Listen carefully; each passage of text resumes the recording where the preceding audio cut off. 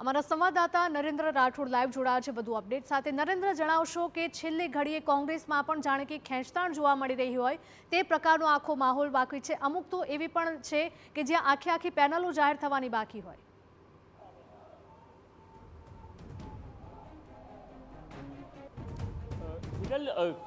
Front ફૂટથી Congress રમતું શરૂઆતમાં જોવા મળ્યું હતું, પરંતુ ત્યારબાદ સતત એ પ્રકારની બાબતો સામે આવી રહી છે। આજે 3 વાગ્યા સુધી જ ફોર્મ ભરવાના છે અને ત્યારબાદ ફોર્મ એક્સેપ્ટ પણ કરવામાં નહીં આવે। પરંતુ અમદાવાદ મહાનગરપાલિકાની જો વાત કરવામાં આવે તો અનેક વોર્ડ એવા છે કે જ્યાંથી કોંગ્રેસ પોતાના ઉમેદવારોનું નામ હજુ સુધી જાહેર કરી શકી નથી।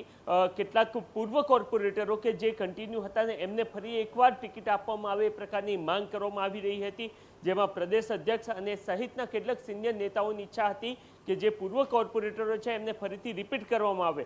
પરંતુ જે તે વિધાનસભા વિસ્તારમાં આવતા આ તમામ જે વોર્ડ છે એ વોર્ડના જે ધારાસભ્યો છે તેઓ ઈચ્છી રહ્યા છે કે એ જે કોર્પોરેટરો છે કેટલાક કે જેઓ પક્ષ વિરોધી પ્રવૃત્તિમાં ગઈ વખતે જોડાયેલા હતા અને એમને પક્ષ દ્વારા કેટલીક નોટિસ પણ આપવામાં આવી હતી અને એના કારણે એમને ટિકિટ આપવામાં ન આવે એ પ્રકારની માંગ કરવામાં આવી હતી। એટલે કે એક તરફ સિનિયર નેતાઓ અને બીજી તરફ ચૂંટાયેલા પ્રતિનિધિઓ આ બંને આમને સામને હોવાને કારણે લગભગ 4 જેટલા વોર્ડ છે કે જ્યાં અત્યાર સુધી કોંગ્રેસ પોતાના ઉમેદવાર જારી કરી શકી નથી અથવા તો એમના નામ આપી શકી નથી। અમદાવાદની જો વાત કરવામાં આવે તો મુક્તમપુરા, આ સિવાય નિકોલ અને એ સહિતના લગભગ 8 થી 10 વોર્ડ એવા છે કે જ્યાં કોંગ્રેસ પોતાના તમામ ઉમેદવારોના નામ જાહેર કરી શકી નથી।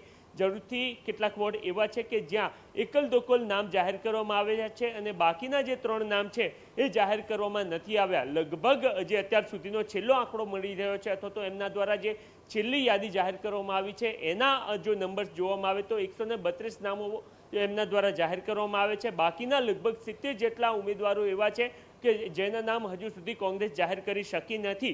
જે કોંગ્રેસના કેટલાક મહત્વના નેતાઓ છે એમની સાથે વાતચીત થઈ, એમના દ્વારા એવું સ્પષ્ટ કરવામાં આવ્યું છે કે જ્યાં વિવાદ પૂર્ણ થયો છે એ તમામ જગ્યાઓ પર યાદી બનાવીને નામ સાર્વત્રિક જાહેર કરી દેવામાં આવ્યા છે અને બાકીના જે કેટલાક વોર્ડ છે એ પૈકીના લગભગ 60% જેટલા વોર્ડ એવા છે કે જ્યાં ઉમેદવારો, જેમ કે સરખેજની વાત કરવામાં આવે તો સરખેજમાં ઉમેદવારોને ટેલિફોનિક જાણ કરી દેવામાં આવી છે અને એ સહિત લગભગ 11 વાગ્યા સુધીમાં તમામને કહી દેવામાં આવશે કે કોને ફોર્મ ભરવાના છે।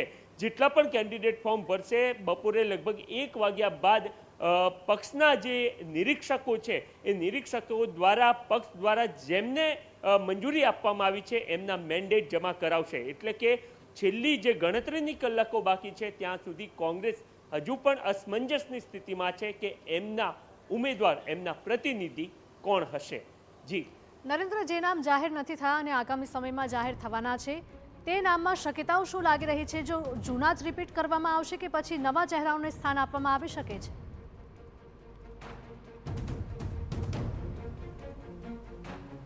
જી ઓલમોસ્ટ નક્કી થઈ ચૂક્યું છે, કારણ કે ધારાસભ્યો અડગ છે અને કોંગ્રેસની જે છેલ્લા કેટલાક વર્ષોની થિયરી રહી છે એમાં એ સ્પષ્ટ જોવા મળતું હોય છે કે જે ચૂંટાયેલા પ્રતિનિધિ છે એમને એ જે પેનલ માગે એમને મંજૂરી આપી દેવી અને એના જ કારણે ગઈકાલે પણ આપણે જોયું હતું કે NSUના કેટલાક કાર્યકર્તાઓ દ્વારા દરિયાપુર વોર્ડમાંથી રાજીનામા ધરી દેવામાં આવ્યા હતા, કારણ કે કોંગ્રેસ દ્વારા જે યાદી જાહેર કરવામાં આવી છે એમાં આપણે જોયું હતું કે એકમાત્ર નામ જાહેર કર્યું છે, પરંતુ એ સિવાય ગ્યાસુદ્દીને જે લોકોને ઈચ્છતા હતા એમના દ્વારા નામ મંજૂર કરાવી દેવામાં આવ્યા છે। છેલ્લા 2 દિવસથી એમનો પ્રચાર પ્રસાર પણ થઈ રહ્યો છે અને જે તે વિસ્તારમાં એમના નામને લઈને જે છે એ જાહેર થઈ ચૂક્યા હોય એ પ્રકારની તૈયારીઓ કરતી જોવા મળી રહી છે। ચાહે બહેરામપુરા વોર્ડની વાત કરવામાં આવે તો પૂર્વ જે નેતા વિપક્ષ કમળાબેન ચાવડા રહ્યા છે એમની ટિકિટ પણ કપાય એ પ્રકારની પૂરી શક્યતા જોવા મળી રહી છે, કારણ કે કમળાબેનને ટિકિટ ના આપવામાં આવે એ પ્રકારની માંગ સાથે ત્યાંના ધારાસભ્ય શૈલેષ પરમાર અડગ જોવા મળી રહ્યા છે અને એમના સ્થાને અન્ય કાર્યકર્તાઓને ટિકિટ આપવામાં આવે। બિલકુલ નરેન્દ્ર, માહિતી બદલ આપનો આભાર।